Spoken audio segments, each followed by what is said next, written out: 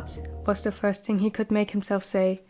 Apparently Avery had said something before he did what he did, because Josephine didn't look at them as if she had just witnessed a murder. In contrast, she was genuinely smiling at the hybrid for the first time. Dew didn't know what he was supposed to say. Apparently it was a joke on Avery's side, because they just went on. Avery just went on. He didn't consider what he just did. He just went on and left Dew behind on the same spot. To the hybrid it was nothing, but to the other it was mockery. And he hated it. His friend noticed his face, and his joking demeanor changed to concern. Are you okay? I didn't mean to," he apologized, almost stuttering. The reaction was genuine. Dew freed himself out of the stiffness and gave off a short laugh. Not because he wanted to laugh, but because he had to not make it awkward and to not give anyone the wrong idea, which, in truth, would be the right idea after all. "I just didn't hear what you said, so excuse me for being confused," he explained and caught up to them while avoiding their gazes. Josephine recounted, "He said, why would he need a wife if I'm already of his service, which is rather ridiculous. He cannot nearly provide you with everything a wife could as a male friend. How would you have a family?" Dew nodded, seemingly understandingly, yet he felt that saying was unfitting for him. If marriage was only for providing, he didn't want it, and especially didn't want Josephine's opinion on it. "I do think your friend does have some rather feminine feature, I must give him that," she commented, her eyes trying to lock with his. Avery swiftly changed the topic after glancing once more at him, and had Josephine tell him every detail on how she met Patrick. Not even 1 minute in, and Dew zoned out. A joke. That was a joke to him, not an act of intrusion. He still felt the wet on his lips as a breath passed by.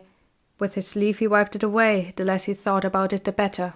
Only at the entrance to the castle he listened back into the conversation. Avery just announced he would have to go to the library. Before parting, he once again looked at Dew's face. Somehow Dew had the feeling the other felt sorrow, but why would he?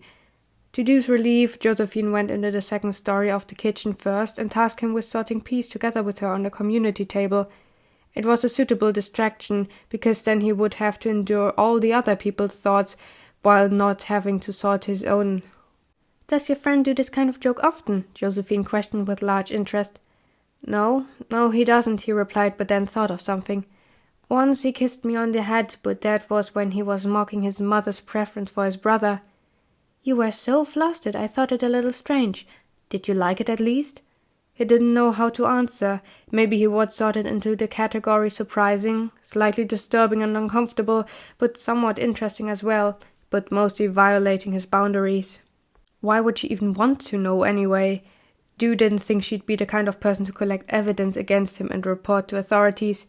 Tiana was the type to do so as long as it could benefit her, but Josephine? He also sensed no ill intent in Josephine's voice, but rather genuine interest. "I don't know," she laughed.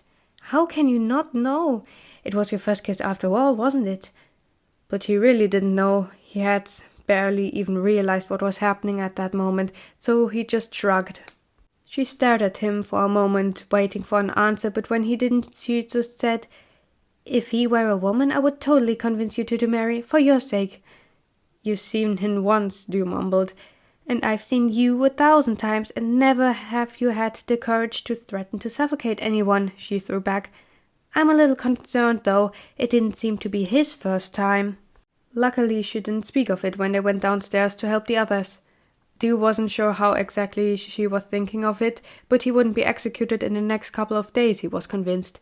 Still, he couldn't get Avery's sorrowful look out of his head. Did he notice any flaw in Dew's act? And if so, would he even return tonight? If not, Dew would feel terrible for at least 4 weeks, and he knew it wasn't even his fault. He did everything he could. But pretending to be something he was not didn't make him that thing. It was why he'd leave his friend in at least 2 years by his own judgment if Avery didn't decide to get rid of him first. Dew did not want to leave, he really didn't, but there was no other option, at least not in this world. Internally he smacked his own head. His overdramatic self got on his nerves, and in the end it wouldn't change the outcome. He was seriously surprised when he entered his room and found Avery sitting on the bed surrounded by paper strips and a large book. The hybrid had his legs crossed and wings neatly folded while sorting his surroundings. When he noticed a new person in the room, he looked up for a second and nodded as a greeting. Dew threw his apron on top of the chest before looking at the contents of the bed. "Whose handwriting is this?" he asked, and picked up one piece. It was written incredibly neat, with steady and even lines instead of the hectic scratch Avery produced. His handwriting was readable but unsettling to look at due to the many splotches of ink compared to the dents that lacked color completely and the casual spelling mistakes that were messily crossed out. If Dew would have only known this kind of work from the hybrid, he would have never guessed that he could accurately picture cats on paper, and he had many sketches of cats somewhere in an old bag next to the chest. "A person," Avery replied monotonously, thereby symbolizing he would not be bothered to share further details, and snatched the paper out of Dew's hands. It contained just a few words: "Last stop on 7th day, Windmill of Starfield." Dew looked at the other papers, of which some were crumbled, and the ink slightly blurred as if rain had fallen upon them. There were around 15 in total. 3/4 of a day till a clearing. First stop after 4 hours, and 2 days lost were all the things he could read before Avery threw the bits he had in his own hand through the air and let out a suppressed noise of frustration. Then he buried his face in his hands. Dew silently collected all the papers that had landed on the ground and put them back on the bed. Then he sat down next to the hybrid, who still hadn't moved. "What's with all of these?" Dew inquired as calmly as he could, and looked at the book. It was an atlas displaying the map of Bota as well as some bits of the kingdom sharing the border. "I'm trying to figure out whether it's stupid Thomas where my stupid brother lives his silly little life," muttered Avery through the gaps in his hands. Then he looked up again, grabbed a handful of paper strips, and explained, "These are some hints describing the way His Majesty Rufus II took before he was separated from the companions and found his way to that oh-so-great fairy town my brother now lives in. It appears I'm too stupid to put them together, though." He theatrically tipped over to the right, ending up on Dew's shoulder. He then immediately got back up, panicky, after which Dew took the atlas and went to the window in hopes of avoiding the awkward situation. There he took another sheet of paper, put it on the page with the map, then held it to the window and traced the lines to have a vague replica to be drawn on. From his own experience he knew that damaging library property, even in the slightest, could get quite expensive, and Avery was technically broke since all money he got belonged to Dew. For all his work Avery never got paid, for the exception being bets made with comrades. When he sat back down again, he began to search for the windmill on a new map. As he found it, he marked it with a cross, put the paper to the side, and took another one with the name of a place on it. Avery just watched him in silence. After having placed about 4 crosses, he read out, "Mansion of Edward. Wasn't Edward like the king's half-brother? How did he die again? Was it the pox?" His companion looked at him a little dumbfounded. Then he corrected, "That was his sister, and the eldest brother died of food poisoning before her. I believe Prince Edward went mad after his sister's death, followed by the death of his wife in childbirth. As he then stayed at the castle with his parents, the conflict of the queen cheating on King Rufus I with his younger brother escalated. The old king killed her at the dinner table. Edward jumped off the castle wall afterwards." And then he added with an ironic smirk, "And from my own experience, I do not recommend that." Seconds afterwards, a pillow landed at his right temple and knocked him onto the mattress. The one holding the pillow silently decided to put any small tools he could find nearby in his pocket as soon as possible. Dew laid a salt pillow to the side after having completed his mission, and put a cross on a mansion near the border of Bota to Rainburg, where a mansion with the name of the royal family was located. Percival Mansion.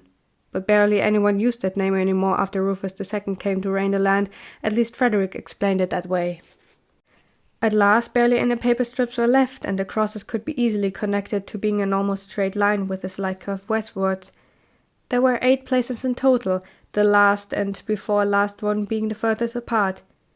"And what now?" Dew asked Avery, who had gotten up again.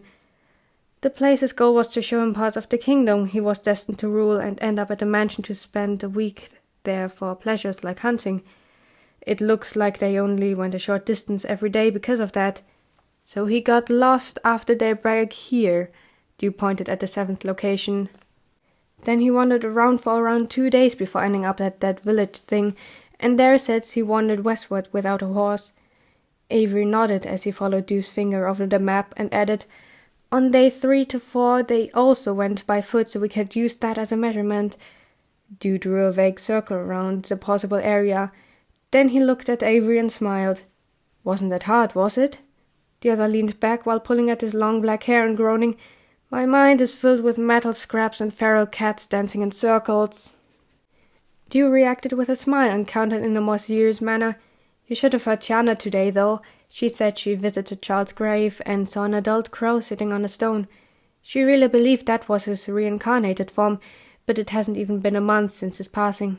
Besides, it's not even the right season for, more birds. So you're good." He laid down, practically analyzing the ceiling, while Avery put away the book, pen and papers. Moments later he was laying next to and looking at him with those unsettling pink eyes. Dew disliked those eyes, and so did the one attached to them, the only reason for it being their color. Else he could imagine himself sharing longer looks. He liked looking at the other's face after all, because it was familiar. It was someone he really knew and was attached to compared to Charles or even Josephine. It was silent between them, something he usually didn't mind because it gave him time to think clearly for once, but this time it was as unsettling as his gaze upon him. Dew would have paid a fortune to know what exactly was going on in the other one's head, but he could only guess.